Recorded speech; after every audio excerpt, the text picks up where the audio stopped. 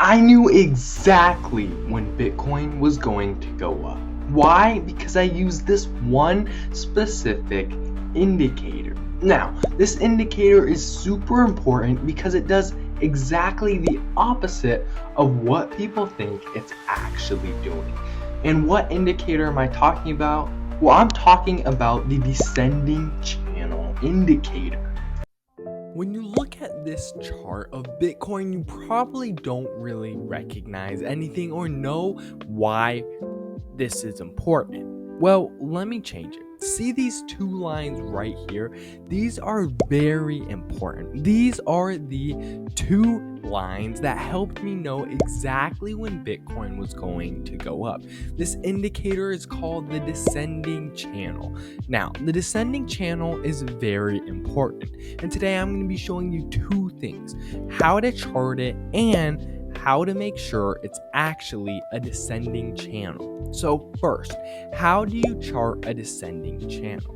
Well, whenever a coin starts to go down, it stays within a certain area. It goes down a set amount and it stays within a channel. Now, to find this channel, you simply go to all of the lowest spots that you can see before it pumped up and put a line that touches all of those. And then go and do the opposite. Put a line on all the parts when it went up. And then you get this nice channel. Now, you may notice that it doesn't perfectly touch the tops, but it touches the tops enough where you can see a pattern is happening. Now, that's your descending channel.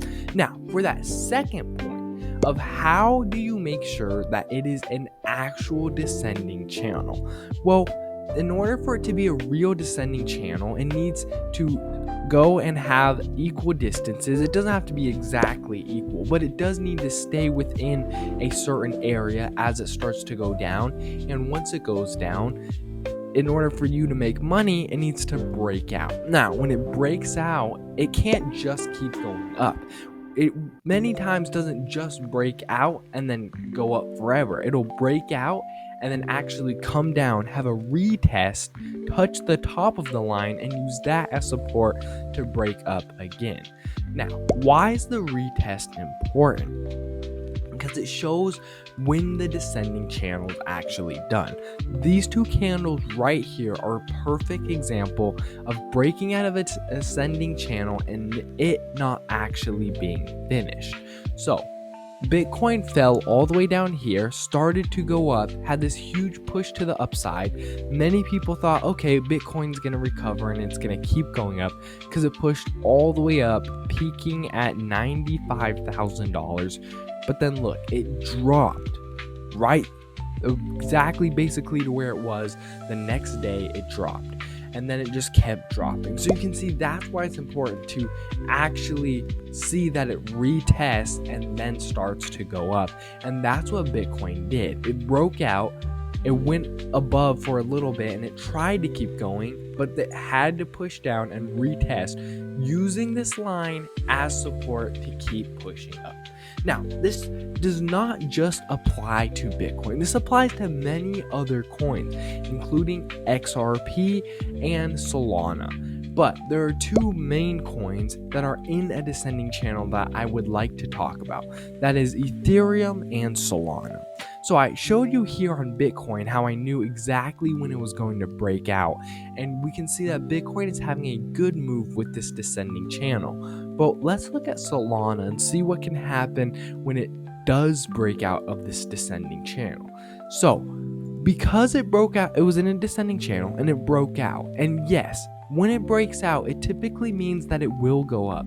But now Solana is entering into a range. So it broke out and it's starting to go up, and now it's going into a range. So this indicator does not mean that a coin is going to rocket. It's going to go to the moon. It simply means that it's going to stop going down. It's going to hold off on going down. Many times it does go up, but Solana being Solana, rather than going up, it decides to go sideways. Let's look at Ethereum. Ethereum is currently still in this huge descending channel and has not broken out. You can see here it's about to touch the top again once more, probably going to go back down. Hopefully it retests and goes up. But this is what it looks like when a coin is in a descending channel. This is what it looks like when it has a successful out push to the upside and then retests and starts to push upwards more. And finally, this is what it looks like when it has a push to the upside, retests it, confirms that it is a breakout, but then decides to go in a range. All that being said, I will see you guys in the next video. Adios.